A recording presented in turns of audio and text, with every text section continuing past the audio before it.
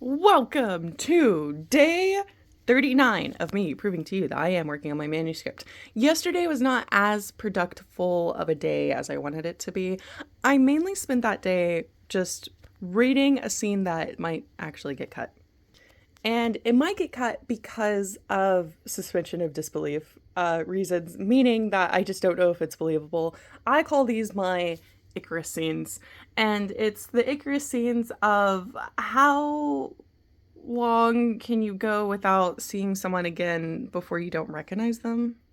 And I do get that you could like go 6 months or 9 months without seeing someone and then not recognize them when you see them, especially with like how much they've grown or changed. I do have about 4 years to work with.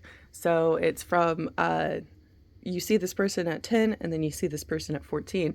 And so it's like, is it believable that you would not recognize that person?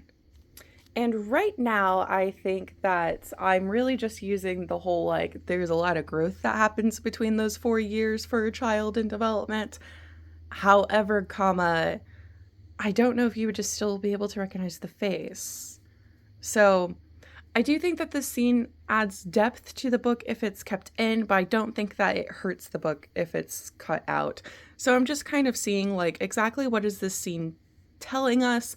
What are we getting from this scene other than like a backstory of how someone got a scar? And I think that's just like something I need to like think about. And I can't go in too much detail because it's major spoilers as well.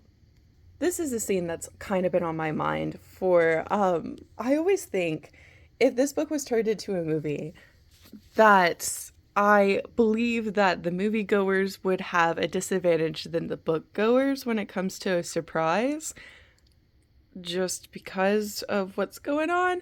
Um, and like I know that that's like super far off and like a pipe dream, but I like to be hopeful and optimistic.